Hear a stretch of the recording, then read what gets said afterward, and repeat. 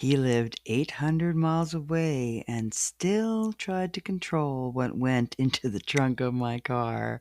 Said I had to carry those orange construction triangles, just in case. But to me, packing for disaster was betting on it. And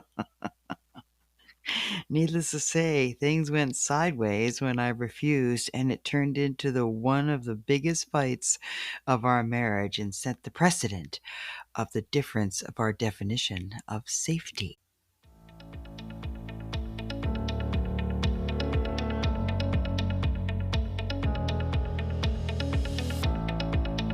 Well, hello, darling, and welcome to the Just Jax podcast. Hi, I'm Jax, and I help you find the can in your cat. When we challenge our cats, miracles happen, because when I challenged mine of I can't draw, I can't paint, and I can't color, imagine my surprise when I discovered what I can do is create a 21-foot garden mural that was recently featured not once but twice on the front page of our local newspaper. Next up, I challenge the I'm no author, no artist, and no cursive writing specialist, but what I can do is self-publish 3 books for my kick-ass cursive writing curriculum, Crack the Cursive Code. I'm a jack of all trades, but what I master in is helping ordinary people like me to do extraordinary things through laughter, tears, life-changing stories, because metaphors are my jam. Together we can find the can in your can'ts, the do's in your don'ts, and the wills in your won'ts. I'm so excited for you. Let's go.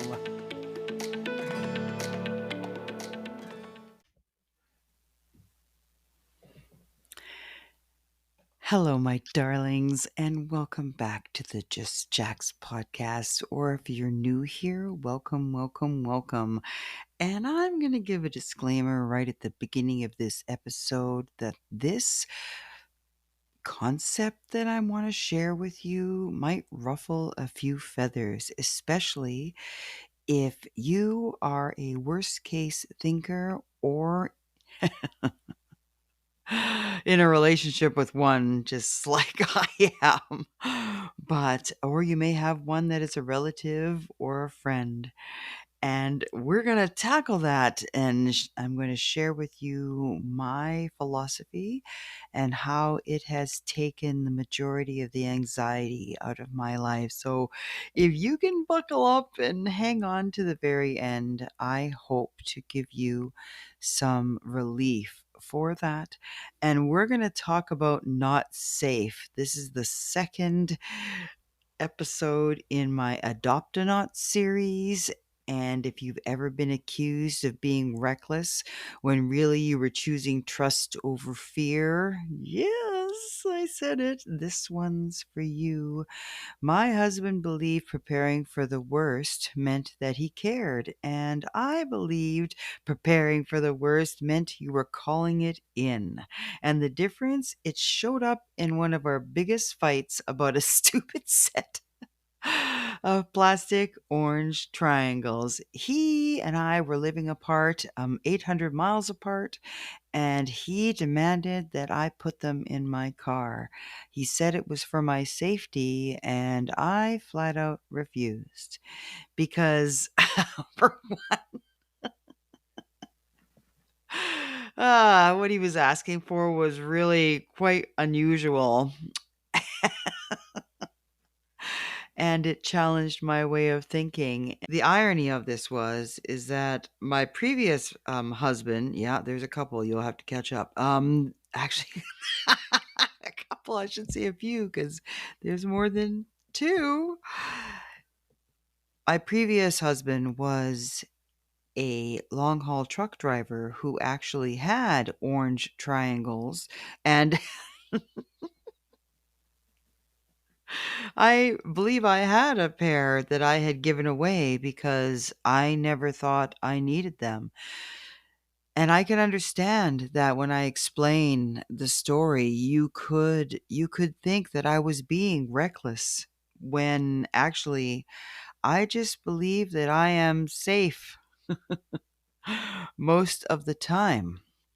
Now, my younger son has taken that to a whole new level, and he can increase the pucker power of my lower region really quick because holy shit.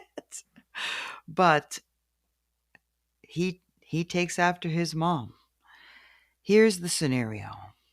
I was scorekeeping ice hockey in the evenings. When you think of hockey, you think of Canada, and it is very true. In the city of Calgary, where I lived, there are 54 sheets of ice that run most of the time from 7 a.m. till midnight, depending on the need for evening games. There are so many rec leagues of hockey that play in the evening. It is mind boggling. And the motto that hockey, the game must go on, is very clear in the hockey world because on Friday evenings, my singular game. So let me backtrack. Monday, I had no hockey in the evening. Sometimes I would pick up a game and it was at 10 o'clock. Tuesday was at 7 o'clock in the morning. Wednesday was at 10 o'clock at night. Thursday was at 7 o'clock in the morning. Friday was 11:30 at night. Saturday was a triple of 8:30 till about 12:45, and Sunday was a double at 6 as till about 9. And I did that faithfully for probably about 4 years. From it started roughly in September, really in October, and ended in April, March or April, and there was sometimes summer leagues, and these were the type of hockey that people paid to play, which meant that if they came drunk to the game, that was completely acceptable. Well, the team may be a little upset for the lack of performance, but I had this one goalie once that was completely plastered. He put one skate on the rink and did a complete face plant and then looked around as if someone tripped him. He made it to the net. I was more concerned of whether or not he was going to puke on the ice, how the rink was going to deal with that. But he had the best game of his life. He was totally in the flow, but most of the time, the hockey, if they managed to learn sometimes about offside, that would be fantastic. And the 11:30 game always went on, and that was the worst level, the most beginner players. And I am unsure if that was because the politics of the game or the dealing with the refs and such, and if this was the level where they enjoyed it the most, but they always showed up. I believe in my entire scorekeeping career, and I'm probably at about 1,500 games with both ball and ice hockey. I would say that I missed an 11:30 game maybe 5 times in my entire career because they just showed up. And that meant I'm in Canada now, and Canada's also synonymous with lousy weather. And it didn't matter what the weather was, how bad it was. I went because I knew that the game would go on. So that is one factor of this story. The second factor of this story is that I drove like a demon. I had a car that really responded to the way I drove. I had a Volkswagen Jetta wagon 5-speed TDI turbo. And I loved that thing. And my kids drove in the car with me, and I am a very confident driver.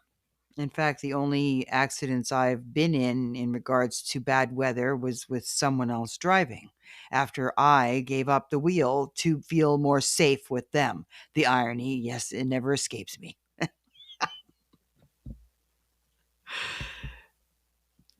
This little car, I still have very, very fond memories of my life in that car. But my tires were bald. And I I never got stuck or on the side of the road or any of those horrible visuals that you could have about driving in the winter. And I understand that to most people that would be considered quite reckless, but I have this uncanny ability of listening to my intuition and being told what to do at the right time. It's very hard to explain to someone who wants to prepare for the worst, but I believe in being prepared and that I will be prepared. Let me show you an example by telling you a story, a very strange story of how I am always protected and provided for. My boys and I went on a camping trip, and this was an 8-hour drive from Calgary. And it's in the middle of the it's it's in the middle of the summer, and it was super, super hot. It was about 30 degrees Celsius, and that would be probably what, 80, 85 Fahrenheit. And it was just miserable for us. But we drove through it, got to where we were camping, and it was just the most amazing summer night. Felt absolutely beautiful. We got a tent set up. My boys set up for bed, and I have no idea what came over me, but I was told right then and there, you must set up your gazebo now. And this gazebo is 14 by 14. It was a pain in the ass to put up by myself, but I'm like, are you kidding me, man? It's like almost 1 o'clock in the morning now. We just drove 8 hours. We set up my huge tent, finally got my kids to bed. Everything is finally set up, and you want me to do this gazebo? And I'm like, no. And again, it comes to me, you need to put the gazebo up now. And I'm like, oh. So I get up and I'm like, okay, I'm going to put the gazebo up. And my friend, who is just finishing up what she's doing, going, Jax, what the fuck are you doing? I'm like, I'm putting a gazebo up. She goes, can't that wait until the morning? I said, that's what I thought so too, but I'm putting it up now. I'm just putting it up. And she goes, oh, well, I'm not going to watch you put it up by yourself. I'll help you. And we started putting up. And I am telling you, no sooner than when I put the last stake in to secure the gazebo, that the clouds parted and a torrential downpour came down. Torrential.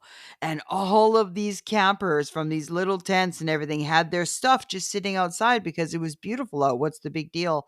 And they came running in out of nowhere with all of their stuff into the gazebo, and everyone just stared at me like, who the fuck are you? And my friend looks over at me and she says, if she tells you to do something and it sounds super weird, just do it. And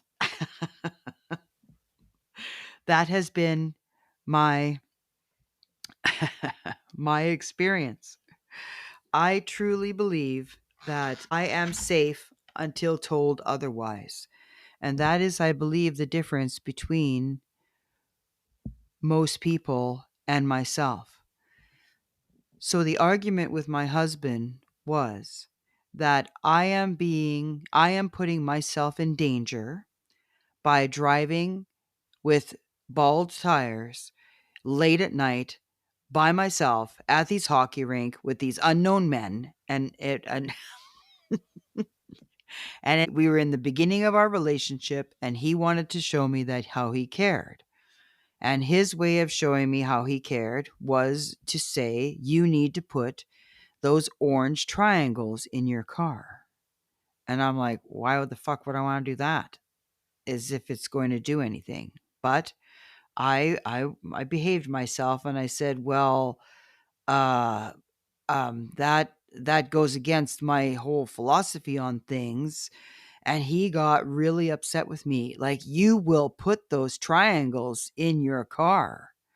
And I'm like, but if I put them in my car, I'm expecting the worst. And this is the very, very, if I can differentiate on how I think and most people think, is that I have come to an understanding that our body finds it impossible. Let me say this again, possible to tell the difference between what we imagine and what actually happens. So if you imagine yourself that you go through emotionally, invest in a memory or a scenario, your body feels that it's going through it, even though you're sitting in your car or you're in your bed or wherever you are. If your body responds in a way as if it was there, the mind has no way of telling the difference between reality and fiction. So, to me, if I put those triangles in my car, I believe that something bad will happen to me. And belief is the first step of manifestation.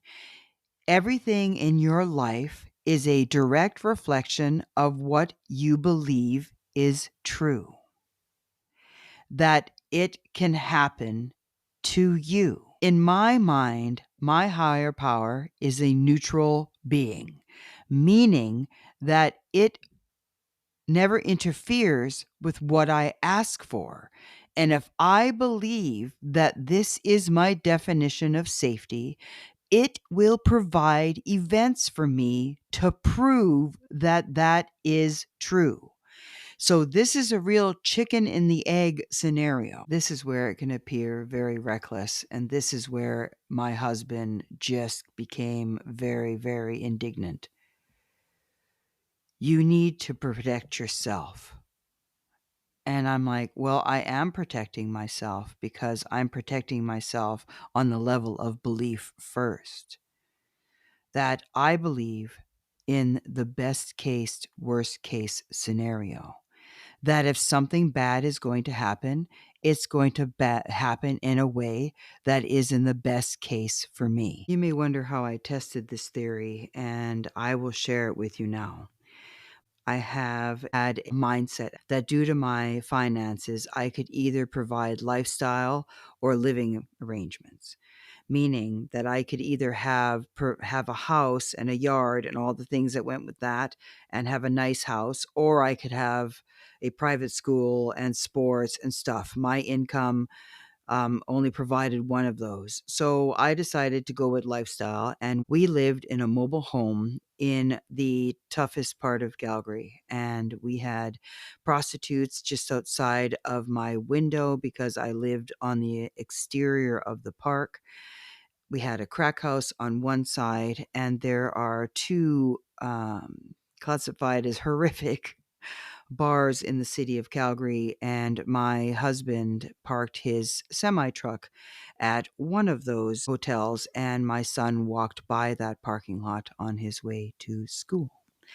To give you a picture of the area of town that I lived in, we were classified in that area as one of the roughest areas in town. If you talk to anyone from Calgary, there is a section of downtown that's very dark, and there is a section in the city called Forest Lawn, and I lived there.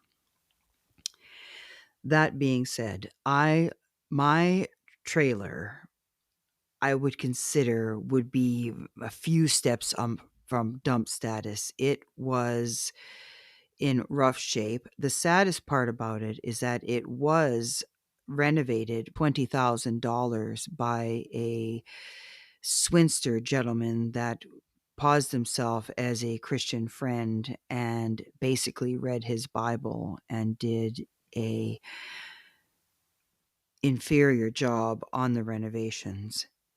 And that was the house that I raised my boys in. One thing that really challenged most of the people that knew me is that I rarely locked my door on the basis that I would have to pay for the door. And if you saw how my house was arranged, if someone wanted to come in, they could have come in. The way it was designed, the window was so close to the door that if you broke the window, you could open the door. Needless to say, one day I did have an intruder in my trailer. my boys and I had been visiting a friend of mine who still is in my life today, and my boys were going to be put to bed, and this was around 10 p.m. And we got home. As I put my boys to bed, my younger one, who has hawk eyes, says, "Mummy, who is that man in the living room?"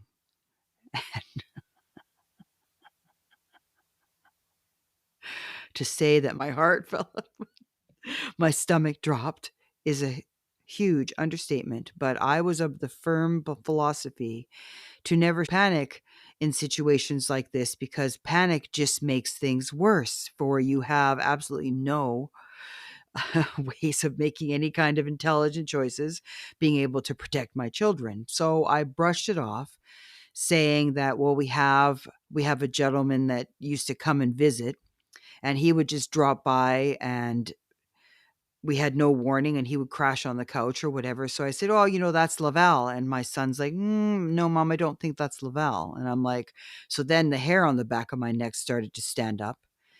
And I thought, okay, well, you know what? I'm just going to continue doing what I'm doing. And as I go out to the living room, I see this large gentleman completely passed out sitting on my couch. And I'm like, huh. The fridge door is open and there's a bag on the floor between him and the fridge. And I thought, that's rather odd. So I take my cordless phone and I go out onto the deck and I call 911. And the woman says, "State your emergency." And I said, "I have an intruder in my house." And she goes, "How do you know?" I said, "Because he's sleeping on my couch." And she's like, "Well, did you try and wake him?" I'm like, no, no, that would be your job." And she goes, "Well, you're awfully calm." And I said, "Well, this panic is not going to help this situation at all. And I have children inside the house." And one of the great benefits of living in the hood was that police are always in that area. So they came over pretty quickly. And they came in and they aroused the gentleman and took him out. They found knives and wallets and stuff. I guess he was making his rounds, and they took him out of the house. Now, this is the most fascinating part of the entire experience. Yes, the door was unlocked, but for my friends who maybe have never seen Canadian money, it is a very colorful money. The $5 bill is blue, $10 bill is purple, and the $20 bill is green. And right as you walked in to the trailer, right at door level, I never noticed it before, but there was a jar of cash, a mason jar, a clear jar of cash sitting on the counter. Right when you walked to the door, right first thing you saw was this jar of cash, and it was untouched. Next, I sometimes put my fridge in the living room, and I was a reorganizing queen. I moved rooms in the house continuously, and at that time, our fridge was in the corner of the living room. On the way to the fridge, you had to pass the TV, and on top of the TV was a handmade piggy bank of a glass jar, and this glass jar was full of pennies, probably about $40 worth of pennies. And the gentleman walked by that, went to the fridge, looked through the fridge, and he opened the drawer of the crisper, the bottom drawer of the fridge, pulled out a bag. What was in it was cauliflower. I have no idea what effect this cauliflower had on this drunken gentleman, but as soon as he picked it up, he fell back, sat down, and slumped over and passed out on my chair. Now, this is where I'm going to teach you how I look at things differently. I could have totally felt violated, afraid, worried that I needed to lock my door, that I was in a completely unsafe neighborhood, that I needed to move, that my children were in danger, and all of those things would be valid. But I chose to look at it that it was the best case of a worst case scenario, because absolutely nothing happened.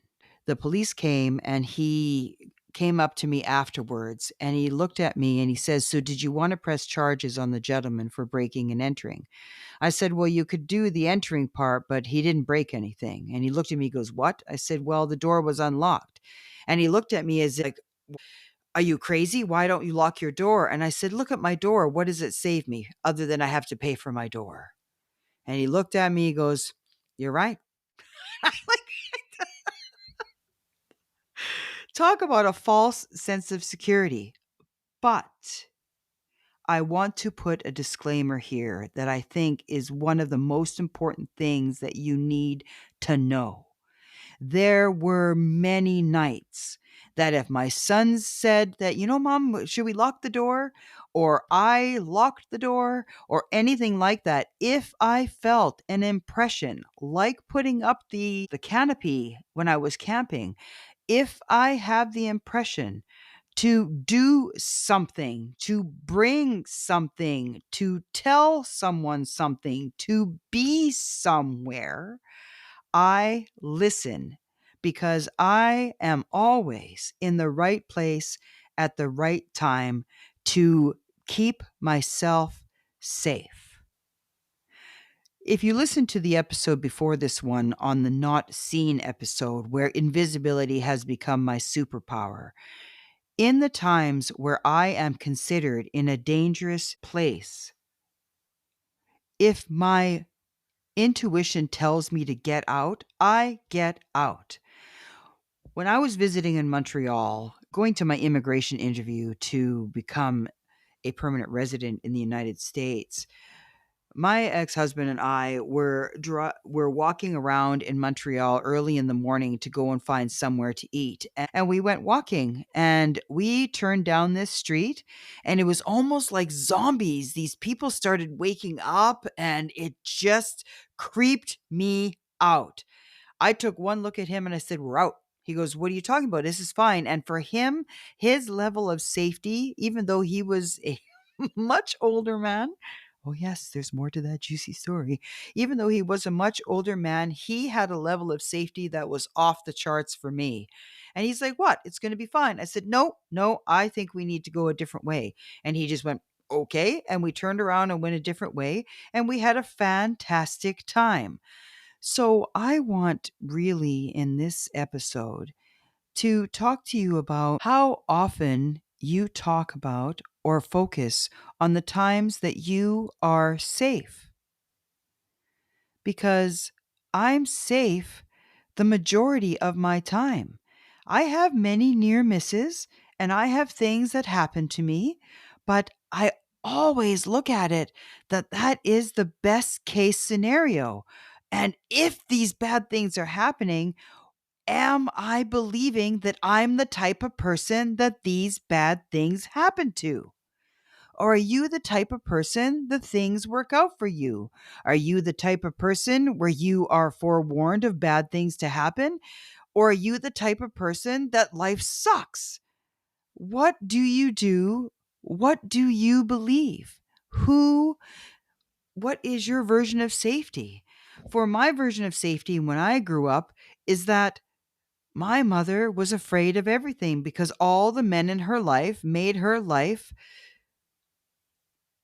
terrifying. Her dad was never there, even though he was a happy man. My dad made her life a living hell. My brother made her life a living hell. Her fiance was someone that chose his kids over her, which is great, except when your kids are complete jerks and treat you poorly. She had family members that took advantage of her in horrible ways. There were women in her life that were supposed to keep her safe, so nobody kept her safe. So my mother lived a life of fear, and it frustrated me because her experience and her fear was never mine. Yes, I lived with the same man, but it was a different dynamic because I was a child and he was an adult. And she never had that same dynamic with her dad. And I thought, well, how many things am I blocking myself from? Because I'm afraid bad things will happen when I have absolutely no proof in my life that that's the case. And Here is how you can prove whether or not you believe something bad is true. Because do you walk a certain way? Do you avoid certain things? Do you stop doing certain things that you would love to do in the chance that something bad could happen? Because there is a chance that something bad could happen. But if you continuously say, if there's something bad is going to happen, it's going to happen to me, what do you expect your outside world to do? How do you expect to it be different than what you tell it to do? And this is where it can be very frustrating for some, because if you want to believe that everything is just happening to you, then I'm sorry, but this is the wrong podcast for you, because there is no victimhood for me. Now, bad things happen. I get that. But I want to do my part to eliminate as much bad stuff as possible by believing in this best case, worst case scenario. Here's another story. My son went to Mexico and I was very excited for him. And as a surprise, I wanted to have him bring back some tequila for my husband, because my husband likes to make margaritas and etc. And some from Mexico would be fantastic. So my son shipped it to me. And if you saw the box, there is no fucking way that tequila should have made it here. Was it packed? Yes. Was it packed to prevent any throwing or dropping of a box? Absolutely not. But it came to me absolutely perfect. And when I opened it, I was like, "Oh, wow." You could think, well, I was just lucky. I could have gave him shit on how he packaged it because it was irresponsible. I could have destroyed the moment by worrying about what it could have happened and told him that he should pack things better and he's fucking lucky that it never went this way. Do you realize how many things get wrecked by UPS and FedEx? Feel that energy. So if your higher power looks at that, go, wow, they really believe that's true. So, okay, then I guess you got to give them something they believe. That's true. Why would they give you the opposite? Because you know what? When they give you the opposite, you treat it like shit. Like that. Instead, what I did was like, oh my God, best case, worst case scenario. Oh, if I have anything sent to me in a package, I want it sent like this. I don't care if it has one fucking feather in the box. That feather is going to do exactly what it needs to do to protect my stuff. This is exactly what I want to happen when I have stuff shipped to me, especially if it's something precious cargo where the last thing I want it to do is be broken. I am so thankful for the safety. I am so thankful that I got the best case, worst case scenario. I am so thankful for the protection. I milk this experience because I'm the type of person where things are delivered to me safely and intact. And I'm the type of person that has the best case, worst case scenario. I'm the type of person that is protected at all times. I'm the type of person. And you take that scenario when something works out for you and you fucking dance over it. And I'm the type of person where things work out for me. I'm the type of person that is taken care of. And that's what you celebrate. So, this is where you can reduce your anxiety. Do you promote the good that happens to you, or do you milk the bad and make yourself more fearful? Stop yourself from doing the things that would make your heart sing, that would make your soul happy. And this is where the difference between my husband and myself. For another example, I tend to leave my door open with my keys in the deadbolt. And considering that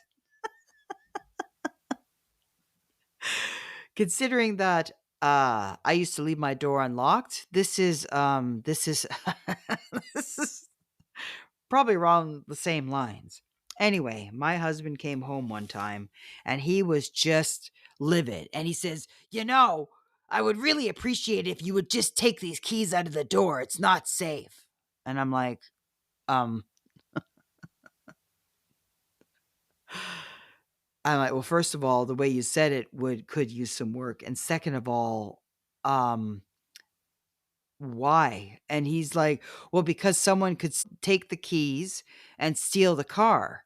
And I'm like, well, okay, so let's unpack this for a little bit, because Number one, if you're already in the house taking my keys, holy fuck. Okay, that we have a bigger problem. Number two, my car is a standard or manual transmission. Good fucking luck stealing it. Knock yourself out, babe. And number three, in this specific moment when he decided to call me out on the keys, my car wasn't even parked in the driveway. It was parked on the street because we were doing something and I had to move my car. So, in his zeal for safety, did it really have anything to do with safety? Because the chances of that happening, I have a better chance of getting $10,000 because you know what? That has happened to me twice. So I think I have better chance of $10,000 falling from the sky than some fucker coming into my house, taking my keys and stealing my car. But to him, that was real. And he wasted valuable energy creating something like that for himself where that's real.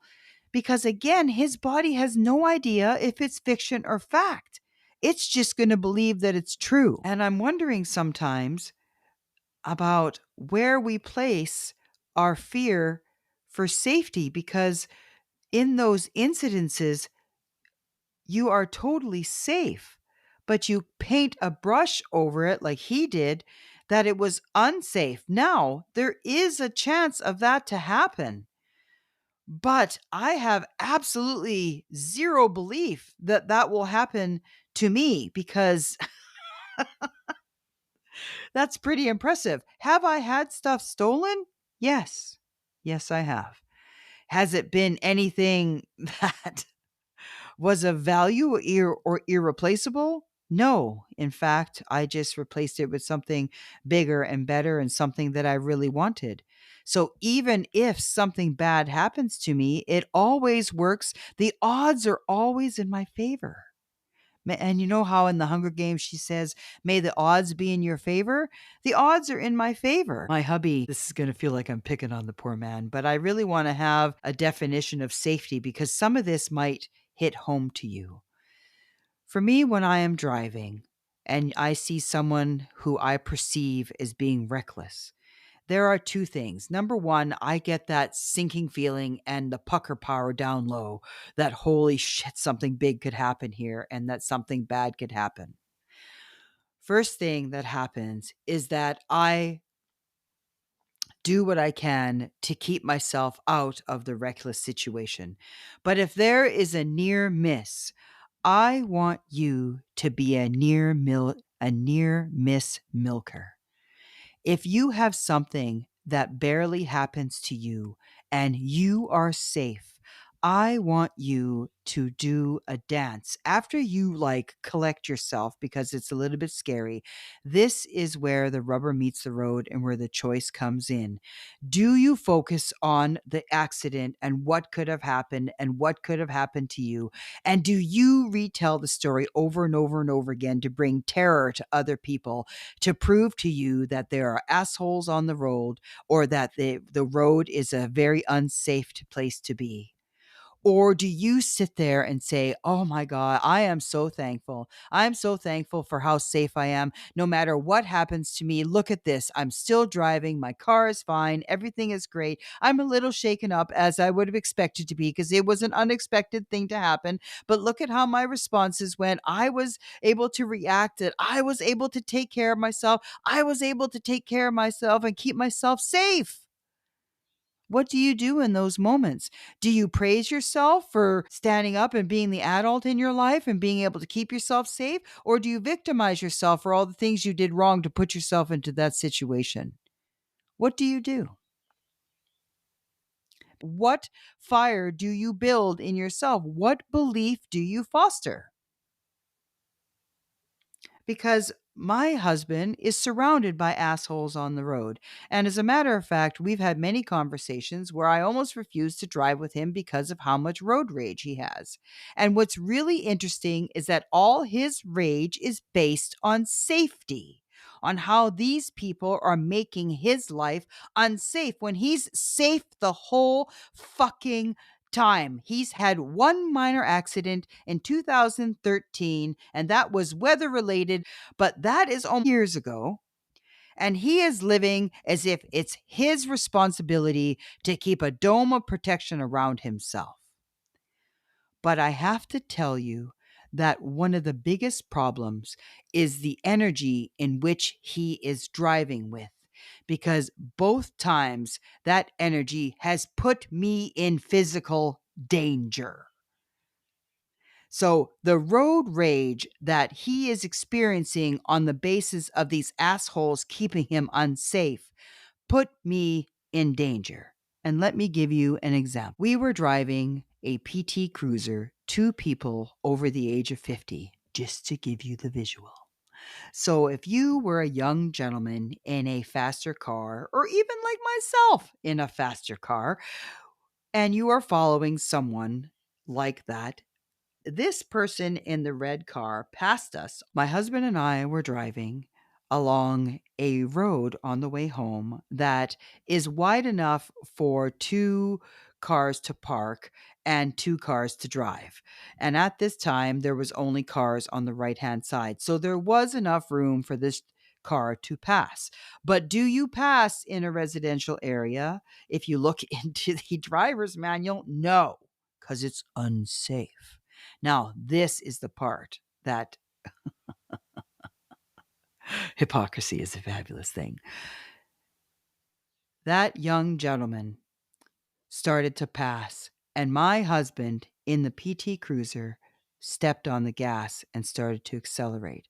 And that other guy accelerated and cut in front and parked. And my husband parked.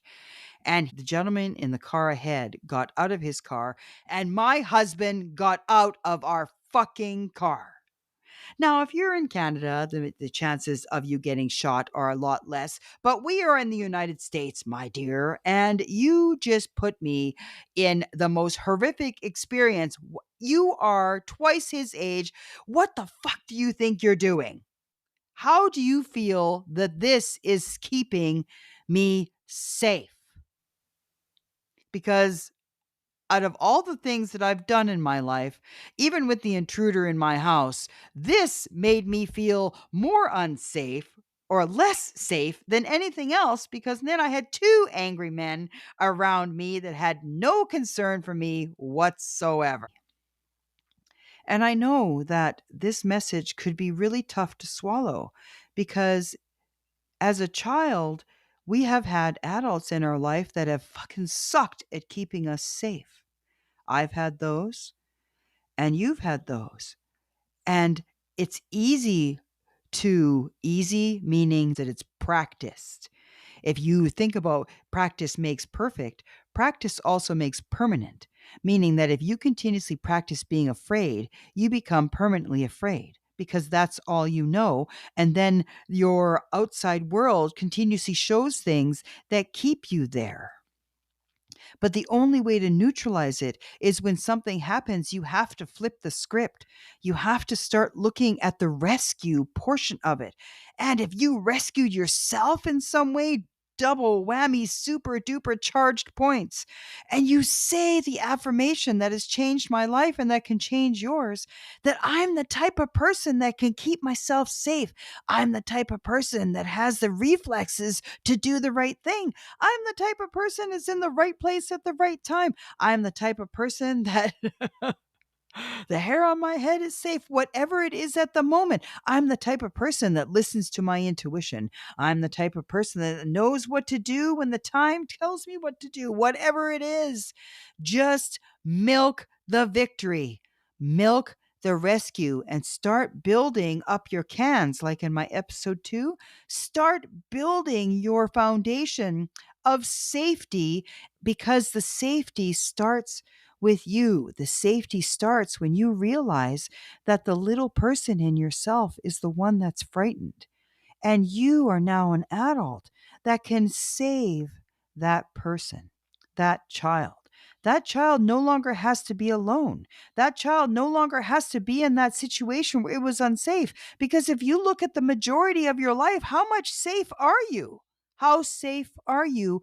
Does your anxiety about being unsafe actually match your reality? Or are you just replaying old movies to keep yourself scared, to keep you small? Because there's something that you're meant to do, and it's easier to leave it alone because that's even scarier than being scared on your day to day. So, in regards to adopting a knot, the knots are wrapped up in what you tell yourself to be afraid of. Are you afraid all the time? Like, do you stop doing the things you love because you think that something bad is going to happen? But if you continually believing something bad is going to happen, you're going to create that scenario. So, what can you do to keep yourself safe that you can still do the thing? Find the small can.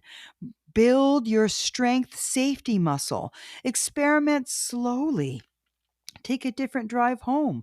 And if something happens that shows you some resistance, give yourself some grace, because if you are like my age where you're over 50, you've had 50 years of believing this shit, and that's a pretty strong muscle. So if the first time you're putting your safety shoes on and you're taking a new walk in a new direction and something happens from the past that shows you, well, of course it could do that because karmically, energetically, what the fuckery, you have created that belief and it's a strong one. But at the same time, look for the victories in it. Start milking what your safety is. Where are you safe? Start focusing on the safety. And I'm telling you, your life will change. To come full circle about the orange triangles, I never did put them in my car. But again, shortly before he made that declaration of his interpretation of safety, I had an interpretation of safety that completely confirmed my version of the story. We had met at this retreat in a remote location. And on the drive back, Calgary is famously known for its psychotic weather. We've had all 4 seasons in one day. It is just miraculous on how fast the weather patterns can change. And we were coming through the mountain area where this is the most problematic. Driving home, there are 2 things to keep in mind that are valuable to this story on increasing the impact for potential danger. Number 1, my bald tires. So this was in April, and April usually is a month that can be very touch and go. The biggest snowfall is in March in Calgary, but April can be very, very tricky, and we can have temperatures drop below freezing and make situations quite treacherous. And 2, my car ran on diesel, and I thought, well, I have enough to get home. I will just push it and fill up when I get home, having no idea to check the weather or anything like that to keep myself safe, which is something that people do. And have I done this? Yes. Did I do it in this case? No. And that is the difference. When I'm told to look at the weather to prepare, I take stuff to be prepared. But unless I'm told beforehand to be protected, I automatically assume that everything's going to work out fine. My friend and I decide to drive back. And at that time, Calgary has a newsworthy flash freeze of the highway. And this is through the mountains, remember? So I am driving through and I'm having just a fun time, but we get to one of the steepest inclines of the road, and they made it quite a long hill to get up, of course. And people can't get up the hill because of the ice. And here I am worried because the line is forever because of these individuals that get stuck. As I'm waiting, my gas gauge is going further and further down because I was never anticipating that I would have to worry about stopping on the highway. And plus, I was never told to stop for gas. Do I always listen? No. Does it always work out for me? It has. Now, as a double, if a diesel engine runs out of fuel, it is a lot more problematic and traumatic to the engine than if a gas engine runs. out of gas. So that also was very problematic because that would have been an expensive engine bill to get fuel back into the fuel line for my diesel car. The pucker power is a little bit higher, and I also have it has a great propensity for stories like these. But as we got up the hill, I was one of those people that started to slide backwards. And in order to get up the hill, we had a bunch of volunteers that would just take turns helping people get their cars up the hill. And so my car got pushed up the hill. I was able to get home safely with enough diesel and arrived at my destination. But my friend and I, all we did was celebrate on how safe we were and how much fun it was and how exciting it was and how great it was. And my husband, who wasn't my husband at the time, this was shortly after I met, was freaking the fuck out because of all of those factors. The fact that I had no fuel, the fact that my tires were bald, and the fact that we had a freak ice storm. And look at the difference. When we got there, I was excited to share on how fantastic I made it through that horrific experience. And he wanted to ground me and remind me of how unsafe I was and how I could have taken better precautions. Sure, I could have. But at the same time, I was safe. This is where him and I differ.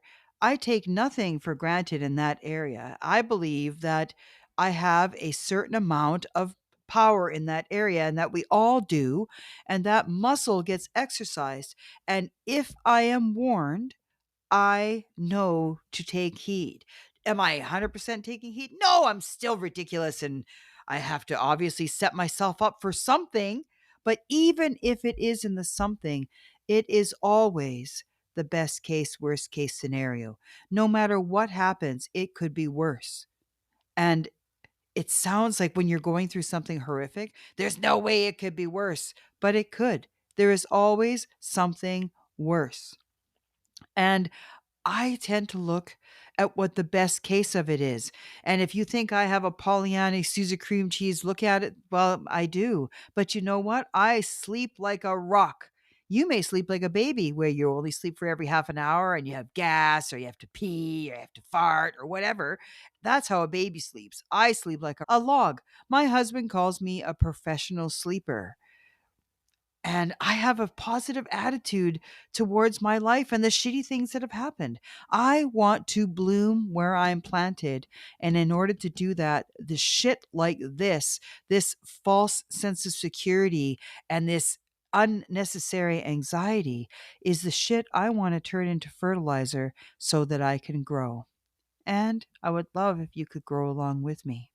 Well, that wraps up our episode on the second installment of my Adopt a Not series. And remember, like my husband and all the other people in your life that want you to adopt their fear mongering mindset, it's up to you of whether or not you look at every situation as a best case, worst case scenario, and you milk your victories and tell yourself that you're the type of person who wins. You're the type of person that sets yourself up for success. I'm the type of person who's fucking safe, and you need to validate, celebrate, exonerate, duplicate all of the wonderful things in your life that are going right for you in order to dispel the things that are going wrong.